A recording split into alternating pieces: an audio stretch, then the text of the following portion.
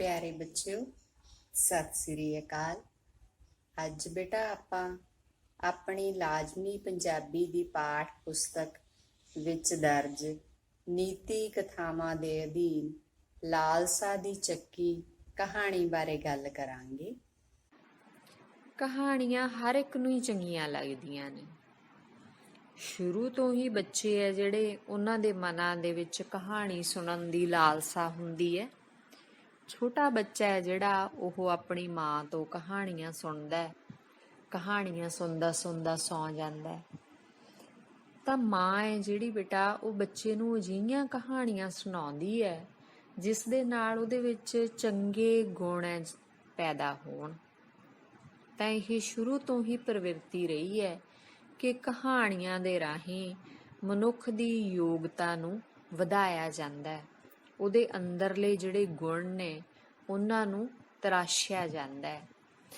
ਤਾਂ ਇਹਦੇ ਵਿੱਚੋਂ ਹੀ, ਕਥਾਵਾਂ ਦੇ ਵਿੱਚੋਂ ਹੀ ਬੇਟਾ, ਕਈ ਉਹਦੀਆਂ ਗਾਂ ਰੂਪ ਨੇ, ਕਈ ਕਿਸਮਾਂ ਨੇ। ਅੱਜ ਆਪਾਂ ਨੀਤੀ ਕਥਾਵਾਂ ਬਾਰੇ ਗੱਲ ਕਰਨੀ ਹੈ। ਤਾਂ ਜਿਹੜੀਆਂ ਕਥਾਵਾਂ ਸਾਡੇ ਪਾਠਕਾਂ ਨੂੰ, ਸੁਣਨ ਵਾਲਿਆਂ ਨੂੰ ਜਾਂ ਪੜ੍ਹਨ ਵਾਲਿਆਂ ਨੂੰ ਜ਼ਿੰਦਗੀ ਦੇ ਵਿੱਚ ਕੰਮ ਆਉਣ ਤੇ ਕਿਸੇ ਨਾ ਕਿਸੇ ਯੁਗਤ ਰਾਹੀਂ ਜਾਂ ਚਾਲ ਰਾਹੀਂ ਕੁਝ ਸਮਝਾਉਣ ਦਾ ਯਤਨ ਕਰਨ, ਉਹਨਾਂ ਨੂੰ ਨੀਤੀ ਕਥਾਵਾਂ ਕਿਹਾ ਜਾਂਦਾ। ਹੁਣ ਜਿਵੇਂ ਲੋਕ ਸਾਹਿਤ, ਉਹ ਸਾਹਿਤ ਹੁੰਦਾ ਬੇਟਾ ਜਿਹੜਾ ਲੋਕ ਸਿਰਜਦੇ ਹੈ। ਇੱਕ ਵਿਅਕਤੀ ਨਹੀਂ ਸਿਰਜਦਾ। ਸਾਨੂੰ ਨਹੀਂ ਪਤਾ ਕਿ ਉਹ ਸਾਹਿਤ ਕਿਹਨੇ ਲਿਖਿਆ, ਪਰ ਅਸੀਂ ਪੀੜ੍ਹੀਆਂ ਤੋਂ ਪੀੜ੍ਹੀ ਉਹ ਸੁਣਦੇ ਆਉਂਦੇ ਹਾਂ। ਜਿਵੇਂ ਬੁਝਾਰਤਾਂ ਹੁੰਦੀਆਂ ਨੇ, ਅਖੌਤਾਂ ਹੈ, ਮੁਹਾਵਰੇ ਹੈ, ਜਿਹੜੇ ਵਿਆਹ ਸ਼ਾਦੀਆਂ 'ਚ ਅਸੀਂ ਗੀਤ ਗਾਉਂਦੇ ਹਾਂ ਉਹ ਗੀਤ ਹੈ। ਕਹਾਣੀਆਂ ਜਿਹੜੀਆਂ, ਉਹ ਵੀ ਲੋਕ ਸਾਹਿਤ ਦਾ ਹੀ ਇੱਕ ਰੂਪ ਹੁੰਦਾ ਹੈ। ਤੇ ਗਾਂ ਇਹ ਜਿਹੜੀਆਂ ਲੋਕ ਕਹਾਣੀਆਂ, ਉਹਨਾਂ ਦਾ ਹੀ ਇੱਕ ਅੰਗ ਹੁੰਦੀਆਂ ਨੇ ਇਹ ਨੀਤੀ ਕਥਾਵਾਂ। ਨੀਤੀ ਕਥਾਵਾਂ ਹੈ ਜਿਹੜੀਆਂ, ਉਹਦੇ ਵਿੱਚ ਕੋਈ ਨਾ ਕੋਈ ਸਿੱਖਿਆ ਜਾਂ ਕੋਈ ਨਾ ਕੋਈ ਉਪਦੇਸ਼ ਸਾਡੇ ਲਈ ਲੁਕਿਆ ਹੋਇਆ ਹੁੰਦਾ ਹੈ। ਹੁਣ ਜੇ ਅਸੀਂ ਕਿਸੇ ਨੂੰ ਕੋਈ ਸਿੱਧਾ ਉਪਦੇਸ਼ ਜਾਂ ਸਿੱਖਿਆ ਦਿੰਦੇ ਹਾਂ ਤਾਂ ਉਹਦੇ ਤੇ ਬਹੁਤਾ ਅਸਰ ਨਹੀਂ ਹੁੰਦਾ ਉਸ ਗੱਲ ਦਾ। ਪਰ ਜੇ ਅਸੀਂ ਉਦਾਹਰਨਾਂ ਦੇ ਰਾਹੀਂ ਤੇ ਵਿਸ਼ੇਸ਼ ਤੌਰ ਤੇ ਜੇ ਕਹਾਣੀ ਦੇ ਰਾਹੀਂ ਸਿੱਖਿਆ ਦਿੰਦੇ ਹਾਂ ਤਾਂ ਫਿਰ ਉਹਦੇ ਤੇ ਉਸ ਗੱਲ ਦਾ ਬਹੁਤ ਅਸਰ ਹੁੰਦਾ ਹੈ। ਤਾਂ ਇਸੇ ਕਰਕੇ ਨੀਤੀ ਕਥਾਵਾਂ ਜਿਹੜੀਆਂ, ਸ਼ਾਇਦ ਉਹਨਾਂ ਦੀ ਸਿਰਜਣਾ ਹੋਈ ਤਾਂ ਜੋ ਦੂਜੇ ਨੂੰ ਉਪਦੇਸ਼ ਹੈ ਜਿਹੜਾ ਉਹ ਭਾਰੂ ਜਿਹਾ ਨਾ ਲੱਗੇ, ਸਗੋਂ ਉਹ ਉਪਦੇਸ਼ ਆਪਣੇ ਆਪ ਹੀ ਉਸਦੇ ਮਨ ਦੇ ਵਿੱਚ ਜਾ ਕੇ ਵਸ ਜਾਵੇ। ਤੇ ਨੀਤੀ ਕਥਾਵਾਂ ਜਿਹੜੀਆਂ, ਉਹਦੇ ਵਿੱਚ ਕਹਾਣੀ ਵਰਗਾ ਰਸ ਹੁੰਦਾ, ਉਹੀ ਮਨੋਰੰਜਨ ਦਿੰਦੀਆਂ ਨੇ। ਇਹ ਬੜੀਆਂ ਹੀ ਵਚਿੱਤਰ ਹੁੰਦੀਆਂ, ਪਰ ਨਾਲ ਦੀ ਨਾਲ ਇਹਨਾਂ ਦਾ ਜਿਹੜਾ ਉਪਦੇਸ਼ ਜਾਂ ਸਿੱਖਿਆ ਉਹ ਬਹੁਤ ਹੀ ਕੀਮਤੀ ਹੁੰਦੀ ਹੈ। ਅਸੀਂ ਪੁਰਾਣੇ ਗ੍ਰੰਥਾਂ ਦੇ ਵਿੱਚ ਦੇਖਦੇ ਹਾਂ, ਪੰਚਤੰਤਰ ਦੀਆਂ ਕਹਾਣੀਆਂ ਹੁੰਦੀਆਂ ਨੇ। ਹੁਣ ਤੁਸੀਂ ਤਾਂ ਟੀਵੀ ਤੇ ਬਹੁਤ ਸਾਰੇ ਚੈਨਲ ਦੇਖਦੇ ਹੋ। ਕਾਫੀ ਸਮਾਂ ਪਹਿਲਾਂ ਜਦੋਂ ਇੰਨੇ ਚੈਨਲ ਨਹੀਂ ਸੀ ਪ੍ਰਚਲਿਤ ਹੁੰਦੇ ਤਾਂ ਪੰਚਤੰਤਰ ਦੀਆਂ ਕਹਾਣੀਆਂ ਆਉਂਦੀਆਂ ਹੁੰਦੀਆਂ ਸੀ ਟੀਵੀ ਦੇ ਉੱਤੇ। ਉਹ ਅਸੀਂ ਬੜੀ ਦਿਲਚਸਪੀ ਦੇ ਨਾਲ ਦੇਖਦੇ ਹੁੰਦੇ ਸੀ। ਉਹ ਹਰ ਕਹਾਣੀ ਦੇ ਵਿੱਚ ਕੋਈ ਨਾ ਕੋਈ ਸਿੱਖਿਆ ਹੁੰਦੀ ਸੀ। ਤਾਂ ਉਸੇ ਤਰ੍ਹਾਂ ਪੰਚਤੰਤਰ ਦੀਆਂ ਕਹਾਣੀਆਂ ਦੀਆਂ ਬਾਲ ਪੁਸਤਕਾਂ ਵੀ ਮਿਲਦੀਆਂ, ਤੁਹਾਡੇ ਸਕੂਲ ਦੀ ਲਾਇਬ੍ਰੇਰੀ ਦੇ ਵਿੱਚ ਵੀ ਜ਼ਰੂਰ ਹੋਣਗੀਆਂ। ਤੁਸੀਂ ਜਾ ਕੇ ਦੇਖਿਓ, ਉਹਨਾਂ ਕਹਾਣੀਆਂ ਦੇ ਵਿੱਚ ਕੋਈ ਨਾ ਕੋਈ ਸਿੱਖਿਆ ਜਿਹੜੀ ਉਹ ਛੁਪੀ ਹੋਈ ਹੁੰਦੀ ਹੈ। ਇਹ ਕਹਾਣੀਆਂ ਜਿਹੜੀਆਂ, ਇਹਨਾਂ ਦੀ ਵਿਸ਼ੇਸ਼ਤਾ ਇਹ ਹੈ ਬੇਟਾ ਕਿ ਆਮ ਕਹਾਣੀਆਂ ਦੇ ਵਿੱਚ ਤਾਂ ਪਾਤਰ ਹੈ ਜਿਹੜੇ ਉਹ ਮਨੁੱਖ ਹੁੰਦੇ ਆ, ਪਰ ਇਹਨਾਂ ਕਹਾਣੀਆਂ ਵਿੱਚ ਜ਼ਿਆਦਾਤਰ ਪਸ਼ੂ, ਪੰਛੀ ਜਾਂ ਬੇਜਾਨ ਵਸਤਾਂ ਹੁੰਦੀਆਂ ਤੇ ਉਹ ਸਾਰੇ ਵੀ ਬੋਲਦੇ ਆ ਮਨੁੱਖਾਂ ਦੀ ਤਰ੍ਹਾਂ, ਇੱਕ ਦੂਸਰੇ ਨਾਲ ਗੱਲਾਂ ਕਰਦੇ ਆ, ਆਪਣੀਆਂ ਭਾਵਨਾਵਾਂ ਨੂੰ ਸਾਂਝਾ ਕਰਦੇ ਆ, ਇੱਕ ਦੂਸਰੇ ਨਾਲ ਰਿਸ਼ਤੇ ਬਣਾਉਂਦੇ ਆ, ਮਿੱਤਰਤਾ ਨਿਭਾਉਂਦੇ ਆ।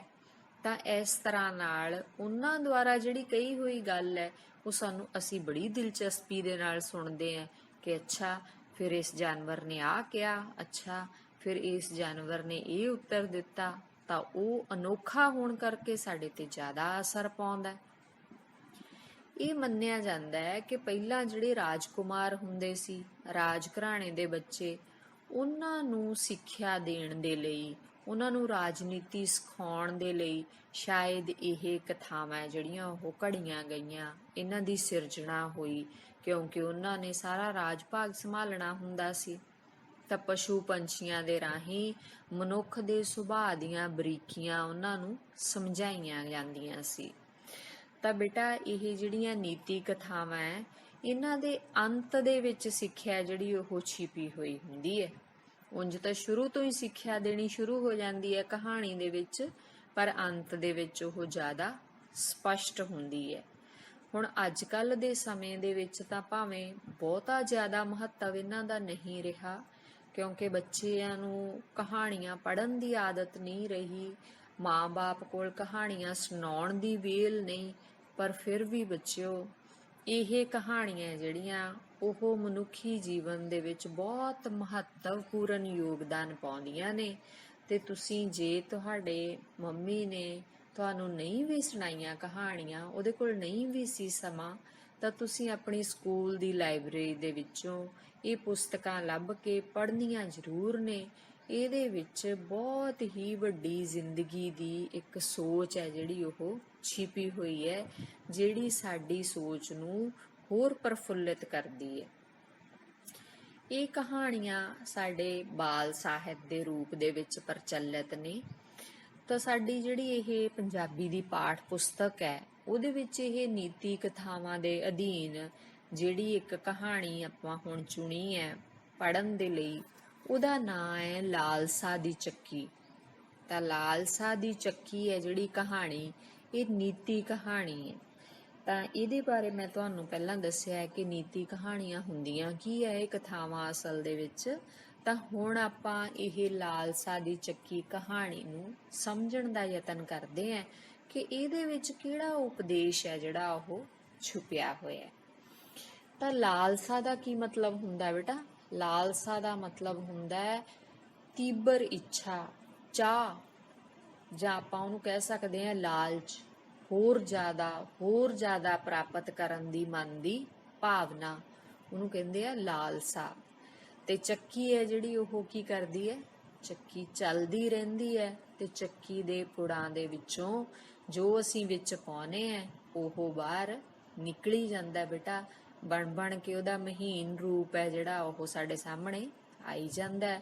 ਤੇ ਹੁਣ ਜਿਹੜੀ ਲਾਲਸਾ ਦੀ ਚੱਕੀ ਹੈ, ਵਧੇਰੇ ਪ੍ਰਾਪਤ ਕਰਨ ਦੀ ਚਾਹ ਹੈ, ਉਹ ਸਾਨੂੰ ਕਿੱਥੇ ਲੈ ਕੇ ਜਾਂਦੀ ਹੈ? ਤਾਂ ਦੇਖਦੇ ਹਾਂ ਆਪਾਂ ਇਸ ਕਹਾਣੀ ਦੇ ਵਿੱਚ। ਇਸ ਕਹਾਣੀ 'ਚ ਬੇਟਾ ਇੱਕ ਸ਼ਹਿਰ 'ਚ ਇੱਕ ਬੰਦਾ ਰਹਿੰਦਾ ਸੀ, ਬਹੁਤ ਹੀ ਲਾਲਚੀ ਸੀ। ਉਹਨੇ ਸੁਣਿਆ ਸੀ ਵੀ ਜੇ ਆਪਾਂ ਸਾਧ ਸੰਤਾਂ ਦੀ ਸੇਵਾ ਕਰੀਏ ਤਾਂ ਸਾਨੂੰ ਬਹੁਤ ਧਨ ਪ੍ਰਾਪਤ ਹੁੰਦਾ ਹੈ, ਕਿਉਂਕਿ ਸਾਧ ਸੰਤ ਹੈ ਜਿਹੜੇ ਬੜੇ ਪਹੁੰਚੇ ਹੋਏ ਹੁੰਦੇ ਆ, ਉਹ ਕੋਈ ਨਾ ਕੋਈ ਵਰ ਦਿੰਦੇ ਆ। ਤਾਂ ਉਹਦੇ ਮਨ ਦੇ ਵਿੱਚ ਇਹ ਸੋਚ ਸੀ, ਤਾਂ ਉਹਨੇ ਸਾਧ ਸੰਤਾਂ ਦੀ ਸੇਵਾ ਕਰਨੀ ਸ਼ੁਰੂ ਕਰਤੀ। ਕੋਈ ਵੀ ਸਾਧ ਸੰਤ ਆਉਂਦਾ, ਉਹ ਬਹੁਤ ਹੀ ਜ਼ਿਆਦਾ ਸੇਵਾ ਕਰਦਾ। ਤਾਂ ਇੱਕ ਵਾਰ ਬੇਟਾ ਉਹਦੇ ਘਰ ਬਹੁਤ ਕਰਨੀ ਵਾਲੇ ਸੰਤ ਆਏ ਤੇ ਉਹਦੀ ਸੇਵਾ ਤੋਂ ਬਹੁਤ ਖੁਸ਼ ਹੋਏ। ਉਹਦੀ ਸੇਵਾ ਤੋਂ ਖੁਸ਼ ਹੋ ਕੇ ਉਹਨਾਂ ਨੇ ਉਸ ਲਾਲਚੀ ਵਿਅਕਤੀ ਨੂੰ 4 ਦੀਵੇ ਦਿੱਤੇ ਤੇ 4 ਦੀਵਿਆਂ ਬਾਰੇ ਉਹਨਾਂ ਨੇ ਦੱਸਿਆ ਕਿ ਇਹਨਾਂ ਚੋਂ ਇੱਕ ਦੀਵਾ ਬਾਲ ਕੇ ਤੂੰ ਪੂਰਬ ਦਿਸ਼ਾ ਦੇ ਵੱਲ ਤੁਰ ਪੈਣਾ। 4 ਦਿਸ਼ਾਵਾਂ ਨੇ ਨਾ ਆਪਣੀਆਂ, ਉੱਤਰ, ਦੱਖਣ, ਪੂਰਬ, ਪੱਛਮ। ਤਾਂ ਉਹਨਾਂ ਨੇ ਪਹਿਲੇ ਬਾਰੇ ਕਿਹਾ ਕਿ ਤੇ ਇਹ ਦੀਵਾ ਹੈ ਜਿਹੜਾ ਇਹਨੂੰ ਤੂੰ ਬਾਲਣਾ ਤੇ ਪੂਰਬ ਦਿਸ਼ਾ ਵੱਲ ਤੁਰਦੇ ਜਾਣ। ਜਿੱਥੇ ਇਹ ਦੀਵਾ ਬੁਝ ਗਿਆ ਉੱਥੇ ਤੂੰ ਧਰਤੀ ਪੱਟਣੀ ਸ਼ੁਰੂ ਕਰ ਦੇਣੀ ਹੈ। ਤੇ ਜਿੱਥੋਂ ਧਰਤੀ ਪੱਟੇਗਾ ਉਹਦੇ ਵਿੱਚੋਂ ਤੈਨੂੰ ਬਹੁਤ ਧਨ ਮਿਲੂਗਾ ਤੇ ਤੂੰ ਆਪਣੀਆਂ ਲੋੜਾਂ ਪੂਰੀਆਂ ਕਰੀ। ਜੇ ਫਿਰ ਵੀ ਤੈਨੂੰ ਹੋਰ ਧਨ ਦੀ ਲੋੜ ਪਈ ਤਾਂ ਤੂੰ ਦੂਜਾ ਦੀਵਾ ਲੈ ਲਈ, ਦੂਜਾ ਦੀਵਾ ਬਾਲ ਲਈ, ਉਹਨੂੰ ਬਾਲ ਕੇ ਪੱਛਮ ਦਿਸ਼ਾ ਵੱਲ ਨੂੰ ਤੁਰ ਪਈ। ਹੁਣ ਉਹ ਲੈ ਕੇ ਦੀਵਾ ਜਦੋਂ ਤੂੰ ਪੱਛਮ ਦਿਸ਼ਾ ਵੱਲ ਜਾਏਗਾ ਤਾਂ ਜਿੱਥੇ ਉਹ ਦੀਵਾ ਬੁਝ ਗਿਆ ਉੱਥੋਂ ਜ਼ਮੀਨ ਪੁੱਟੀ, ਉੱਥੋਂ ਵੀ ਤੈਨੂੰ ਬਹੁਤ ਧਨ, ਬਹੁਤ ਮਾਇਆ ਮਿਲੂਗੀ। ਤੇਰੀਆਂ ਲੋੜਾਂ ਹੈ ਜਿਹੜੀਆਂ ਉਹ ਪੂਰੀਆਂ ਹੋ ਜਾਣਗੀਆਂ। ਪਰ ਫਿਰ ਵੀ ਜੇ ਤੇਰੇ ਮਨ ਨੂੰ ਸੰਤੁਸ਼ਟੀ ਨਾ ਮਿਲੀ, ਤੈਨੂੰ ਇਹ ਧਨ ਦੌਲਤ ਘੱਟ ਲੱਗੀ, ਤਾਂ ਫਿਰ ਤੂੰ ਤੀਜਾ ਦੀਵਾ ਬਾਲੀ ਤੀਜਾ ਦੀਵਾ ਬਾਲ ਕੇ ਤੂੰ ਦੱਖਣ ਦਿਸ਼ਾ ਵੱਲ ਨੂੰ ਤੁਰੇ।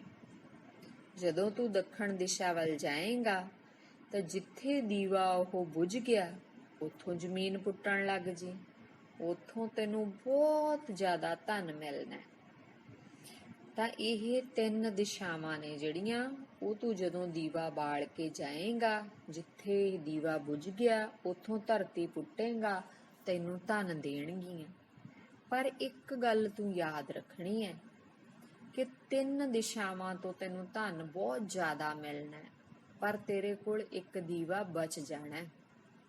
ਉਹ ਦੀਵਾ ਹੈ ਜਿਹੜਾ ਉਹ ਉੱਤਰ ਦਿਸ਼ਾ ਵਾਲਾ ਦੀਵਾ ਹੈ। ਇਹ ਦੀਵਾ ਤੂੰ ਬਾਲਣਾ ਨਹੀਂ ਤੇ ਨਾ ਹੀ ਤੂੰ ਉੱਤਰ ਦਿਸ਼ਾ ਵੱਲ ਨੂੰ ਜਾਣਾ। ਭਾਵ 3 ਦਿਸ਼ਾਵਾਂ ਤੈਨੂੰ ਅਥਾਹ ਧਨ ਦੇਣਗੀਆਂ, ਤੇਰੀਆਂ ਲੋੜਾਂ ਪੂਰੀਆਂ ਹੋਣਗੀਆਂ, ਲੋੜਾਂ ਪੂਰੀਆਂ ਹੋਣ ਤੋਂ ਵੀ ਜ਼ਿਆਦਾ ਧਨ ਤੇਰੇ ਕੋਲ ਆ ਜਾਊਗਾ। ਪਰ ਚੌਥਾ ਦੀਵਾ ਹੈ ਜਿਹੜਾ ਇਹਨੂੰ ਤੂੰ ਐਵੇਂ ਹੀ ਰੱਖਣਾ ਹੈ, ਨਾ ਤੂੰ ਇਹਨੂੰ ਬਾਲਣਾ ਤੇ ਨਾ ਬਾਲ ਕੇ ਤੂੰ ਉੱਤਰ ਦਿਸ਼ਾ ਵੱਲ ਨੂੰ ਤੁਰਨਾ। ਤਾਂ ਬੇਟਾ ਸੰਤ ਤਾਂ ਉਹਨੂੰ ਇਹ ਸਿੱਖਿਆ ਦੇ ਕੇ ਚਲੇ ਗਏ। ਹੁਣ ਸੰਤਾਂ ਦੇ ਜਾਂਦਿਆਂ ਹੀ ਉਸ ਵਿਅਕਤੀ ਦਾ ਤਾਂ ਫਿਰ ਲਾਲਚ ਹੈ ਜਿਹੜਾ ਉਹ ਉੱਠ ਖੜਾ ਹੋਇਆ। ਤਾਂ ਉਹਨੇ ਸੋਚਿਆ ਵੀ ਪਹਿਲਾ ਦੀਵਾ ਬਾਲਾਂ ਮੈਂ। ਉਹਨੇ ਦੀਵਾ ਬਾਲਿਆ ਤੇ ਪੂਰਬ ਦਿਸ਼ਾ ਵੱਲ ਨੂੰ ਤੁਰ ਪਿਆ। ਤੁਰਦਾ ਗਿਆ, ਦੂਰ ਜੰਗਲ 'ਚ ਜਾ ਕੇ ਦੀਵਾ ਬੁਝ ਗਿਆ। ਜਿੱਥੇ ਦੀਵਾ ਬੁਝ ਗਿਆ ਤਾਂ ਸੰਤਾਂ ਦੇ ਕਹੇ ਦੇ ਅਨੁਸਾਰ ਉਹਨੇ ਉਹ ਥਾਂ ਪੁੱਟੀ ਤਾਂ ਉੱਥੋਂ ਉਹਨੂੰ ਬੇਟਾ ਪੈਸਿਆਂ ਦੀ ਭਰੀ ਹੋਈ ਇੱਕ ਗਾਗਰ ਮਿਲੀ। ਉਹ ਬੜਾ ਖੁਸ਼ ਹੋ ਗਿਆ। ਉਹਨੇ ਸੋਚਿਆ ਕਿ ਗਾਗਰ ਨੂੰ ਤਾਂ ਮੈਂ ਇੱਥੇ ਹੀ ਪਿਆ ਰਹਿਣ ਦਿੰਨਾ, ਕਿਉਂਕਿ ਇਹ ਤਾਂ ਧਨ ਹੁਣ ਮੇਰਾ ਹੀ ਹੈ, ਮੈਨੂੰ ਪਤਾ ਲੱਗ ਗਿਆ ਇੱਥੇ ਪਿਆ ਹੈ। ਤਾਂ ਕਿਉਂ ਨਾ ਮੈਂ ਹੁਣ ਪੱਛਮ ਦਿਸ਼ਾ ਵੱਲ ਜਾਵਾਂ, ਦੂਜਾ ਦੀਵਾ ਬਾਲ ਕੇ, ਤੇ ਉੱਥੇ ਦੇਖਾਂ ਕੀ ਮਿਲਦਾ। ਤਾਂ ਬੇਟਾ ਉਹਨੇ ਇਹੀ ਕੰਮ ਕੀਤਾ। ਗਾਗਰ ਨੂੰ ਉੱਥੇ ਹੀ ਪਈ ਰਹਿਣ ਤਾਂ ਪੱਛਮ ਦਿਸ਼ਾ ਵੱਲ ਤੁਰ ਪਿਆ ਦੀਵਾ ਬਾਲ ਕੇ। ਤੁਰਦਾ ਗਿਆ, ਇੱਕ ਦੂਰ ਉਜਾੜ ਥਾਂ ਤੇ ਜਾ ਕੇ ਦੀਵਾ ਬੁਝ ਗਿਆ। ਉੱਥੇ ਜਾ ਕੇ ਉਹਨੇ ਧਰਤੀ ਪੱਟਣੀ ਸ਼ੁਰੂ ਕਰਤੀ। ਤੇ ਜਦੋਂ ਉਹਨੇ ਧਰਤੀ ਪੱਟੀ ਤਾਂ ਹੇਠਾਂ ਸੋਨੇ ਦੀਆਂ ਮੋਹਰਾਂ ਨਾਲ ਭਰਿਆ ਉਹਨੂੰ ਇੱਕ ਘੜਾ ਮਿਲਿਆ। ਹੁਣ ਇਹ ਘੜਾ ਦੇਖ ਕੇ ਉਹ ਤਾਂ ਬਹੁਤ ਖੁਸ਼ ਹੋਇਆ ਵੀ ਵਾਹ ਵਾਹ, ਇੰਨਾ ਧਨ ਮੈਨੂੰ ਮਿਲ ਗਿਆ। ਪਰ ਫਿਰ ਉਹਨੇ ਸੋਚਿਆ ਕਿ ਇਹ ਤਾਂ ਮੈਂ ਇੱਥੇ ਹੀ ਪਿਆ ਰਹਿਣ ਦਿੰਨਾ, ਹੁਣ ਇਹ ਤਾਂ ਮੈਨੂੰ ਮਿਲ ਹੀ ਗਿਆ, ਮੈਨੂੰ ਪਤਾ ਲੱਗ ਹੀ ਗਿਆ ਕਿ ਇੱਥੇ ਅਥਾਹ ਧਨ ਹੈ ਤੇ ਇਹ ਤਾਂ ਮੇਰਾ ਹੀ ਹੈ। ਕਿਉਂ ਨਾ ਮੈਂ ਦੱਖਣ ਵੱਲ ਜਾ ਕੇ ਦੇਖਾਂ ਕਿ ਉੱਥੇ ਕੀ ਹੈ। ਹੁਣ ਦੇਖੋ ਬੇਟਾ, ਆਦਮੀ ਦੇ ਮਨ ਦੀ ਲਾਲਸਾ ਸੀ, ਲਾਲਚ ਸੀ, ਹੋਰ ਵੱਧ ਪ੍ਰਾਪਤੀ ਦੀ ਭਾਵਨਾ ਸੀ ਉਹਦੇ ਮਨ ਦੇ ਵਿੱਚ, ਕਿ ਜਿਹੜਾ ਧਨ ਮਿਲ ਗਿਆ ਉਹਨੇ ਵਰਤਿਆ ਵੀ ਨਹੀਂ, ਉਹਨੂੰ ਉਹ ਲੈ ਕੇ ਵੀ ਨਹੀਂ ਗਿਆ ਆਪਣੇ ਘਰ। ਦੇਖਿਆ ਤੇ ਉੱਥੇ ਹੀ ਰੱਖਤਾ ਕਿ ਇਹ ਤਾਂ ਮਿਲ ਗਿਆ, ਇਹ ਤਾਂ ਮੇਰਾ ਹੈ, ਇਹਦੇ ਤੇ ਤਾਂ ਹੁਣ ਮੇਰਾ ਕਬਜ਼ਾ ਹੈ, ਹੋਰ ਪ੍ਰਾਪਤ ਕਰਾਂ, ਹੋਰ ਧਨ ਹੈ ਜਿਹੜਾ ਉਹ ਮੇਰੇ ਕੋਲ ਹੋਵੇ। ਤਾਂ ਇਹ ਸੋਚ ਕੇ ਫਿਰ ਉਹ ਦੱਖਣ ਦਿਸ਼ਾ ਵੱਲ ਤੁਰ ਪਿਆ। ਤਾਂ ਦੀਵਾ ਉਹਨੇ ਬਾਲਿਆ, ਤੁਰਦਾ ਗਿਆ ਤਾਂ ਇੱਕ ਮੈਦਾਨ 'ਚ ਜਾ ਕੇ ਉਹ ਦੀਵਾ ਬੁਝ ਗਿਆ। ਤਾਂ ਉੱਥੇ ਉਹਨੇ ਧਰਤੀ ਪੁੱਟਣੀ ਸ਼ੁਰੂ ਕਰਤੀ। ਜਦੋਂ ਉਹਨੇ ਧਰਤੀ ਪੁੱਟੀ ਤਾਂ ਹੇਠਾਂ ਹੀਰੇ ਮੋਤੀ ਦੀਆਂ ਭਰੀਆਂ ਹੋਈਆਂ 2 ਪੇਟੀਆਂ ਉਹਨੂੰ ਮਿਲੀਆਂ। ਹੁਣ ਤਾਂ ਉਹ ਆਦਮੀ ਬਹੁਤ ਹੀ ਜ਼ਿਆਦਾ ਖੁਸ਼ ਸੀ, ਜਿੰਨਾ ਉਹਨੇ ਕਦੇ ਸੋਚਿਆ ਵੀ ਨਹੀਂ ਸੀ। ਇੰਨਾ ਧਨ ਹੈ ਜਿਹੜਾ ਉਸ ਨੂੰ ਮਿਲ ਗਿਆ ਸੀ। ਤਾਂ ਇਸ ਧਨ ਨੇ ਉਹਦੇ ਮਨ ਨੂੰ ਬਹੁਤ ਖੁਸ਼ ਤੇ ਸੰਤੁਸ਼ਟ ਕਰਤਾ। ਪਰ ਨਹੀਂ, ਸੰਤੁਸ਼ਟ ਨਹੀਂ ਕੀਤਾ, ਕਿਉਂਕਿ ਉਹ ਸੋਚਣ ਲੱਗ ਪਿਆ ਕਿ 3 ਦਿਸ਼ਾਵਾਂ ਤੋਂ ਇੰਨਾ ਧਨ ਮਿਲ ਗਿਆ ਮੈਨੂੰ, ਹੁਣ ਚੌਥੀ ਦਿਸ਼ਾ ਵੱਲ ਜੇ ਜਾਵਾਂ ਤਾਂ ਜ਼ਰੂਰ ਇਹਦੇ ਨਾਲੋਂ ਵੀ ਵੱਧ ਦੌਲਤ ਹੋਊਗੀ ਉੱਥੇ। ਤਾਂ ਬੇਟਾ ਉਹਦੇ ਮਨ ਦੇ ਵਿੱਚ ਇਹ ਖਿਆਲ ਆ ਗਿਆ, ਲਾਲਚ ਆ ਗਿਆ ਕਿ ਮੈਨੂੰ ਚੌਥੀ ਦਿਸ਼ਾ ਵੱਲ ਜਾਣਾ ਚਾਹੀਦਾ। ਕਿਉਂਕਿ ਉਹਨੇ ਸੋਚਿਆ ਕਿ ਹੋ ਸਕਦਾ ਚੌਥੀ ਦਿਸ਼ਾ ਵੱਲ ਜਾਣ ਤੋਂ ਮੈਨੂੰ ਤਾਂ ਹੀ ਉਸ ਸੰਤ ਨੇ ਮਨਾ ਕੀਤਾ ਹੋਵੇ ਕਿ ਉੱਥੇ ਬਹੁਤ ਜ਼ਿਆਦਾ ਧਨ ਹੋਵੇ ਤੇ ਉਹ ਧਨ ਉਹ ਆਪ ਰੱਖਣਾ ਚਾਹੁੰਦਾ ਹੋਵੇ। ਤਾਂ ਇਸ ਲਈ ਮੈਨੂੰ ਹੁਣ ਉਸ ਚੌਥੀ ਦਿਸ਼ਾ ਵੱਲ ਜਾ ਕੇ ਵੀ ਉਸ ਧਨ ਤੇ ਕਬਜ਼ਾ ਕਰ ਲੈਣਾ ਚਾਹੀਦਾ। ਤਾਂ ਹੋਰ ਧਨ ਪ੍ਰਾਪਤ ਕਰਨ ਦਾ ਲਾਲਚ ਮਨ ਦੇ ਵਿੱਚ ਬੇਟਾ ਵੱਧਦਾ ਗਿਆ, ਤੇ ਉਹਨੇ ਜੋ ਸੰਤ ਨੇ ਕਿਹਾ ਸੀ ਦੁਬਾਰਾ ਉਹਦੇ ਬਾਰੇ ਚੰਗੀ ਤਰ੍ਹਾਂ ਸੋਚਿਆ ਨਹੀਂ। ਹੁਣ ਤੁਹਾਨੂੰ ਪਤਾ ਹੈ ਨਾ ਸੰਤ ਨੇ ਕੀ ਕਿਹਾ ਸੀ। ਸੰਤ ਨੇ ਕਿਹਾ ਸੀ ਕਿ ਨਾ ਤੂੰ ਇਹ ਦੀਵਾ ਬਾਲਣਾ ਹੈ ਤੇ ਨਾ ਹੀ ਤੂੰ ਉੱਤਰ ਦਿਸ਼ਾ ਵੱਲ ਜਾਣਾ ਹੈ। ਪਰ ਨਹੀਂ ਬੇਟਾ, ਉਹਨੇ ਅਗਲੇ ਦਿਨ ਸਵੇਰੇ ਹੀ ਚੌਥਾ ਦੀਵਾ ਬਾਲ ਲਿਆ ਤੇ ਕਾਲੀ ਕਾਲੀ ਉੱਤਰ ਦਿਸ਼ਾ ਵੱਲ ਤੁਰਦਾ ਗਿਆ ਤਾਂ ਬੇਟਾ ਇੱਕ ਮਹਿਲ ਦੇ ਕੋਲ ਜਾ ਕੇ ਉਹਦਾ ਦੀਵਾ ਬੁਝ ਗਿਆ। ਮਹਿਲ ਦਾ ਦਰਵਾਜ਼ਾ ਬੰਦ ਸੀ। ਉਹਨੇ ਜਦੋਂ ਦਰਵਾਜ਼ੇ ਨੂੰ ਧੱਕਾ ਦਿੱਤਾ, ਦਰਵਾਜ਼ਾ ਖੁੱਲ ਗਿਆ। ਉਹ ਤਾਂ ਬਹੁਤ ਖੁਸ਼ ਹੋ ਗਿਆ। ਤਾਂ ਉਹਨੇ ਸੋਚਿਆ ਹੁਣ ਤਾਂ ਇਹ ਸਾਰਾ ਮਹਿਲ ਮੇਰਾ ਹੀ ਹੈ, ਤਾਂ ਜਿਹੜੀ ਮੈਂ ਹੁਣ ਤੱਕ ਦੌਲਤ ਇਕੱਠੀ ਕੀਤੀ ਹੈ ਤਿੰਨਾਂ ਦਿਸ਼ਾਵਾਂ ਵੱਲ ਜਾ ਕੇ, ਉਹ ਵੀ ਮੈਂ ਇੱਥੇ ਹੀ ਲੈ ਆਉਂਗਾ ਤੇ ਐਸ਼ ਨਾਲ ਰਹੂੰਗਾ। ਤਾਂ ਬੇਟਾ ਉਹ ਮਹਿਲ ਦੇ ਇੱਕ ਇੱਕ ਕਮਰੇ ਨੂੰ ਵੇਖਣ ਲੱਗ ਪਿਆ। ਕੋਈ ਕਮਰਾ ਹੀਰੇ ਮੋਤੀਆਂ ਨਾਲ ਭਰਿਆ ਹੋਇਆ ਸੀ, ਕਿਸੇ ਕਮਰੇ 'ਚ ਸੋਨੇ ਦੇ ਕੀਮਤੀ ਤੋਂ ਕੀਮਤੀ ਗਹਿਣੇ ਪਏ ਸੀ।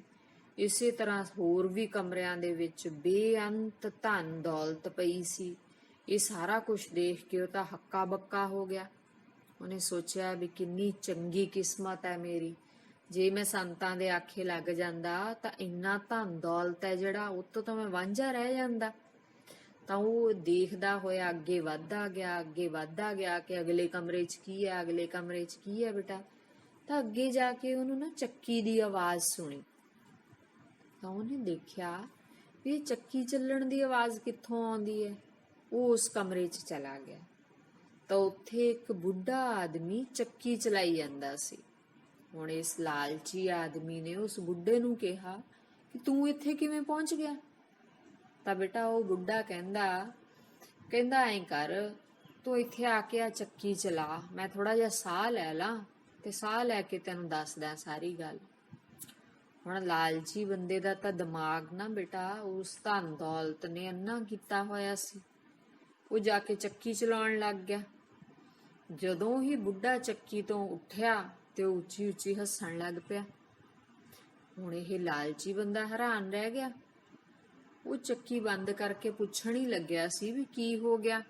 ਤਾਂ ਬੁੱਢੇ ਨੇ ਨਾਲ ਦੀ ਨਾਲ ਉਹਨੂੰ ਕਿਹਾ, ਨਾ ਚੱਕੀ ਨਾ ਬੰਦ ਕਰੀ, ਇਹ ਮਹਿਲ ਹੁਣ ਤੇਰਾ ਹੈ, ਪਰ ਇਹ ਉਨੀ ਦੇਰ ਹੀ ਖੜਾ ਰਹੂਗਾ ਜਿੰਨੀ ਦੇਰ ਤੂੰ ਚੱਕੀ ਚਲਾਉਂਦਾ ਰਹੇਗਾ। ਜੇ ਤੂੰ ਚੱਕੀ ਚਲਾਉਣੀ ਬੰਦ ਕਰਤੀ ਤਾਂ ਇਹ ਮਹਿਲ ਡਿੱਗ ਪਊਗਾ ਤੇ ਤੂੰ ਵੀ ਇਹਦੇ ਥੱਲੇ ਆ ਕੇ ਮਰ ਜਾਏਗਾ।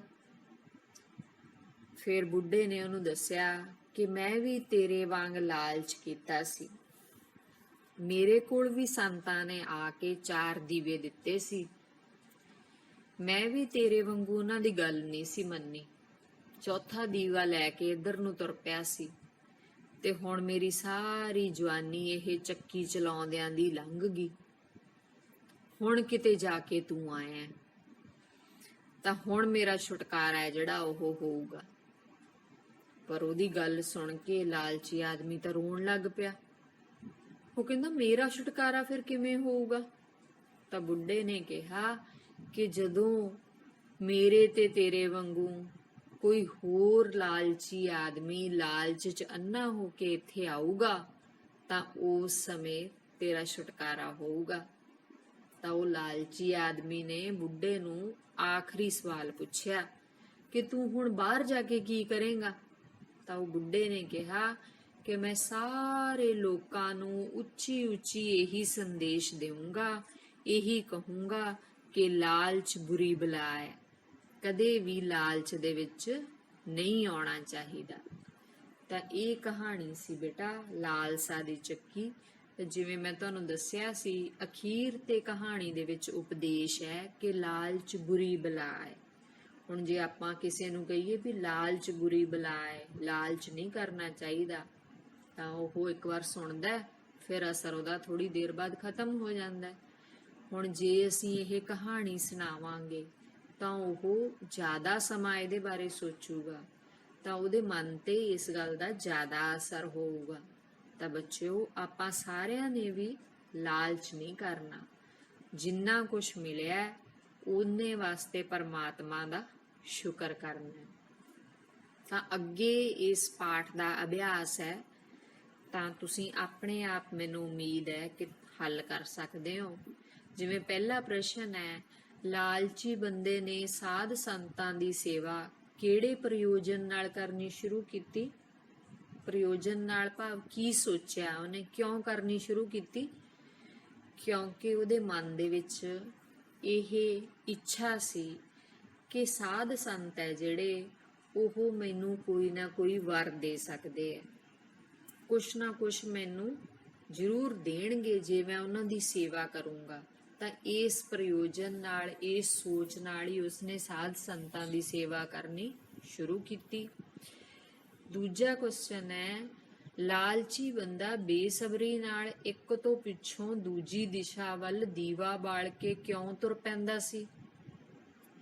ਕਿਉਂਕਿ ਬੱਚਿਓ, ਉਹਦੇ ਮਨ ਦੇ ਵਿੱਚ ਲਾਲਸਾ ਸੀ, ਹੋਰ ਜ਼ਿਆਦਾ ਤੇ ਵੱਧ ਤੋਂ ਵੱਧ ਧਨ ਪ੍ਰਾਪਤ ਕਰਨ ਦੀ ਇੱਛਾ ਸੀ। ਉਹਦੇ ਵਿੱਚ ਸਬਰ ਸੰਤੋਖ ਨਹੀਂ ਸੀ। ਇਸ ਕਰਕੇ ਉਹ ਇੱਕ ਦਿਸ਼ਾ ਵਿੱਚ ਜਾ ਕੇ ਧਨ ਪ੍ਰਾਪਤ ਕਰਨ ਤੋਂ ਬਾਅਦ ਨਾਲ ਦੀ ਨਾਲ ਦੂਜਾ ਦੀਵਾ ਬਾਲਦਾ ਤੇ ਦੂਜੀ ਦਿਸ਼ਾ ਵੱਲ ਨੂੰ ਤੁਰ ਪੈਂਦਾ। ਤੀਸਰਾ ਪ੍ਰਸ਼ਨ ਹੈ, ਲਾਲਚੀ ਬੰਦੇ ਨੇ ਸੰਤਾਂ ਦੇ ਬਚਨਾਂ ਦੀ ਅਵੱਗਿਆ ਕਿਉਂ ਕੀਤੀ? ਅਵੱਗਿਆ ਮਤਲਬ ਪਾਲਣਾ ਕਿਉਂ ਨਹੀਂ ਕੀਤੀ? ਤਾਂ ਕਿਉਂ ਲਾਲਚੀ ਬੰਦੇ ਨੇ ਸੰਤਾਂ ਦੇ ਜਿਹੜੇ ਬਚਨ ਸੀਗੇ ਉਹਨਾਂ ਦੀ ਪਾਲਣਾ ਨਹੀਂ ਕੀਤੀ? ਕਿਉਂਕਿ ਉਹਦੇ ਮਨ ਦੇ ਵਿੱਚ ਸ਼ੱਕ ਪੈਦਾ ਹੋ ਗਿਆ। ਉਹ ਸੋਚਣ ਲੱਗ ਪਿਆ ਕਿ ਚੌਥੀ ਦਿਸ਼ਾ ਦੇ ਵਿੱਚ ਵੀ ਜ਼ਰੂਰ ਬਹੁਤ ਸਾਰਾ ਧਨ ਹੋਣਾ ਹੈ। ਹੋ ਸਕਦਾ ਹੈ ਸੰਤ ਆਪ ਉਹ ਧਨ ਰੱਖਣਾ ਚਾਹੁੰਦੇ ਹੋਣ, ਇਸ ਕਰਕੇ ਮੈਨੂੰ ਚੌਥੀ ਦਿਸ਼ਾ ਵੱਲ ਜਾਣ ਤੋਂ ਮਨਾ ਕੀਤਾ ਹੋਵੇ। ਤਾਂ ਇਸ ਗੱਲ ਨੇ, ਜਦੋਂ ਉਹਦੇ ਮਨ ਦੇ ਵਿੱਚ ਇਹ ਭਾਵਨਾ ਭਾਰੂ ਹੋ ਗਈ, ਤਾਂ ਉਸਨੇ ਸੰਤਾਂ ਦੀ ਕੋਈ ਪਰਵਾਹ ਨਾ ਕੀਤੀ। ਲਾਲਚੀ ਬੰਦਾ ਚੱਕੀ ਵਾਲੀ ਕੋਠੜੀ ਤੱਕ ਕਿਵੇਂ ਅੱਪੜ ਗਿਆ? ਹੁਣ ਲਾਲਚੀ ਬੰਦਾ ਜਿਹੜਾ ਦੀਵਾ ਬਾਲਣ ਤੋਂ ਸੰਤਾਂ ਨੇ ਮਨਾ ਕੀਤਾ ਸੀ, ਉਹ ਦੀਵਾ ਬਾਲ ਕੇ ਉੱਤਰ ਦਿਸ਼ਾ ਵੱਲ ਤੁਰ ਪਿਆ। ਜਿੱਥੇ ਦੀਵਾ ਬੁਝਿਆ ਉੱਥੇ ਮਹਿਲ ਦਾ ਦਰਵਾਜ਼ਾ ਸੀ। ਉਹਨੇ ਮਹਿਲ ਦਾ ਦਰਵਾਜ਼ਾ ਖੋਲ੍ਹਿਆ, ਅੰਦਰ ਜਾ ਕੇ ਦੇਖਿਆ ਹਰ ਕਮਰੇ ਦੇ ਵਿੱਚ ਬਹੁਤ ਜ਼ਿਆਦਾ ਧਨ ਦੌਲਤ ਸੀ। ਉਹ ਅੱਗੇ ਅੱਗੇ ਦੇਖਦਾ ਲੰਘੀ ਗਿਆ ਤਾਂ ਇੱਕ ਕਮਰੇ ਦੇ ਵਿੱਚੋਂ ਉਹਨੂੰ ਚੱਕੀ ਚੱਲਣ ਦੀ ਆਵਾਜ਼ ਸੁਣੀ। ਤਾਂ ਫਿਰ ਉਹ ਉਸ ਕਮਰੇ ਦੇ ਵਿੱਚ ਚੱਕੀ ਚਲਾਉਂਦੇ ਬੁੱਢੇ ਤੱਕ ਪਹੁੰਚ ਗਿਆ। ਧਨ ਦੌਲਤ ਨਾਲ ਭਰੇ ਮਹਿਲ ਨੂੰ ਪ੍ਰਾਪਤ ਕਰਕੇ ਲਾਲਚੀ ਬੰਦਾ ਕਿਉਂ ਰੋ ਪਿਆ? ਹੁਣ ਲਾਲਚੀ ਬੰਦੇ ਨੂੰ ਚੱਕੀ ਤੇ ਬੈਠ ਕੇ ਜਦੋਂ ਪਤਾ ਲੱਗਾ ਕਿ ਇਹ ਸਾਰਾ ਮਹਿਲ ਉਹਦਾ ਹੈ, ਪਰ ਸਿਰਫ ਓਨੀ ਦੇਰ ਜਿੰਨੀ ਦੇਰ ਉਹ ਚੱਕੀ ਚਲਾਉਂਦਾ ਰਹੂਗਾ। ਜਦੋਂ ਉਹਨੇ ਚੱਕੀ ਚਲਾਉਣੀ ਬੰਦ ਕਰਤੀ, ਸਾਰਾ ਮਹਿਲ ਹੈ ਜਿਹੜਾ ਉਹ ਡਿੱਗ ਪੈਣਾ ਤੇ ਉਹਨੇ ਮਹਿਲ ਦੇ ਹੇਠਾਂ ਆ ਕੇ ਮਰ ਜਾਣਾ। ਤਾਂ ਧਨ ਦੌਲਤ ਨਾਲ ਭਾਵੇਂ ਭਰਿਆ ਉਹਨੂੰ ਮਹਿਲ ਮਿਲ ਗਿਆ, ਪਰ ਇਹ ਗੱਲ ਸੁਣ ਕੇ ਲਾਲਚੀ ਬੰਦਾ ਜਿਹੜਾ ਉਹ ਰੋ ਪਿਆ ਸੀ। ਲਾਲਸਾ ਦੀ ਚੱਕੀ ਨਾਂ ਦੀ ਕਥਾ ਕਿਹੜੀ ਜੀਵਨ ਨੀਤੀ ਨੂੰ ਦ੍ਰਿੜਾਉਂਦੀ ਹੈ? ਦ੍ਰਿੜਾਉਂਦੀ ਹੈ ਮਤਲਬ ਦ੍ਰਿੜ ਕਰਦੀ ਹੈ, ਦੱਸਦੀ ਹੈ ਸਾਨੂੰ। ਕਿਹੜੀ ਜੀਵਨ ਨੀਤੀ ਭਾਵ ਕੀ ਸਿੱਖਿਆ ਸਾਨੂੰ ਦਿੰਦੀ ਹੈ ਇਹ ਕਹਾਣੀ? ਤਾਂ ਇਹ ਕਹਾਣੀ ਸਾਨੂੰ ਸਿੱਖਿਆ ਦਿੰਦੀ ਹੈ ਬੱਚਿਓ ਕਿ ਲਾਲਚ ਬੁਰੀ ਬਲਾ ਹੈ। ਸਾਨੂੰ ਆਪਣੀ ਜ਼ਿੰਦਗੀ ਸਬਰ ਤੇ ਸੰਤੋਖ ਨਾਲ ਬਤੀਤ ਕਰਨੀ ਚਾਹੀਦੀ ਹੈ। ਜਿੰਨੀਆਂ ਸਾਡੇ ਕੋਲ ਸੁੱਖ ਸੁਵਿਧਾਵਾਂ ਨੇ, ਉਹਨਾਂ ਸੁੱਖ ਸੁਵਿਧਾਵਾਂ ਕਾਰਨ ਪਰਮਾਤਮਾ ਦਾ ਧੰਨਵਾਦੀ ਹੋਣਾ ਚਾਹੀਦਾ ਹੈ, ਨਾ ਕਿ ਅਸੀਂ ਲਾਲਚ ਦੇ ਵਿੱਚ ਅੰਨੇ ਹੋ ਕੇ ਹੋਰ ਪ੍ਰਾਪਤ ਕਰਨ ਦੀ ਇੱਛਾ ਆਪਣੇ ਮਨ ਦੇ ਵਿੱਚ ਰੱਖਦੇ ਰਹੀਏ ਤੇ ਇਹ ਇੱਛਾ ਰੱਖਦੇ ਹੋਏ ਅਜਿਹੇ ਕੰਮ ਕਰੀਏ ਜਿਹੜੇ ਕੰਮ ਕਰਨ ਦੀ ਮਨਾਹੀ ਹੁੰਦੀ ਹੈ। ਤਾਂ ਹੁਣ ਅੱਜ ਕੱਲ ਬੇਟਾ, ਜੇ ਕਿਸੇ ਨੂੰ ਇਸ ਤਰ੍ਹਾਂ ਦੇ ਸਾਧ ਸੰਤ ਨਹੀਂ ਮਿਲਦੇ, ਪਰ ਫਿਰ ਵੀ ਸਾਨੂੰ ਬਹੁਤ ਸਾਰੇ ਕੰਮਾਂ ਦਾ ਪਤਾ ਹੈ ਕਿ ਉਹਨਾਂ ਦੇ ਵਿੱਚ ਹੋ ਸਕਦਾ ਧਨ ਦੌਲਤ ਜ਼ਿਆਦਾ ਮਿਲਦੀ ਹੋਵੇ, ਪੈਸਾ ਜ਼ਿਆਦਾ ਮਿਲਦਾ ਹੋਵੇ, ਪਰ ਉਹ ਕੰਮ ਗਲਤ ਹੈ। ਜਿਵੇਂ ਚੋਰੀ ਕਰਨੀ, ਕਿਸੇ ਨਾਲ ਕੋਈ ਠੱਗੀ ਕਰਨੀ, ਕਿਸੇ ਦੇ ਨਾਲ ਕੋਈ ਅਨਿਆਂ ਕਰਨਾ, ਕਿਸੇ ਦੇ ਨਾਲ ਧੋਖਾ ਕਰਕੇ ਉਸ ਦੀ ਜ਼ਮੀਨ ਜਾਇਦਾਦ ਨੂੰ ਹੜੱਪਣਾ, ਜਾਂ ਕੋਈ ਗਲਤ ਕੰਮ ਜਿਵੇਂ ਕਾਲੇ ਧੰਦੇ ਕਰਨੇ, ਚੋਰ ਬਜ਼ਾਰੀ ਕਰਨੀ, ਤਾਂ ਇਹ ਸਾਰੇ ਗਲਤ ਕੰਮ ਹੈ ਜਿਹੜੇ ਭਾਵੇਂ ਇੱਕ ਵਾਰ ਸਾਡੇ ਮਨ ਨੂੰ ਲਾਲਚ ਦਿੰਦੇ ਹੈ ਕਿ ਇਹਨਾਂ ਕੰਮਾਂ 'ਚ ਬਹੁਤ ਪੈਸਾ ਹੈ, ਪਰ ਅਸਲ ਦੇ ਵਿੱਚ ਇਹ ਗਲਤ ਕੰਮ ਨੇ ਤੇ ਹਮੇਸ਼ਾ ਮਾੜੇ ਕੰਮਾਂ ਦੇ ਨਤੀਜੇ ਮਾੜੇ ਹੁੰਦੇ ਹੈ। ਇਸ ਲਈ ਲਾਲਚ 'ਚ ਨਹੀਂ ਪੈਣਾ ਚਾਹੀਦਾ।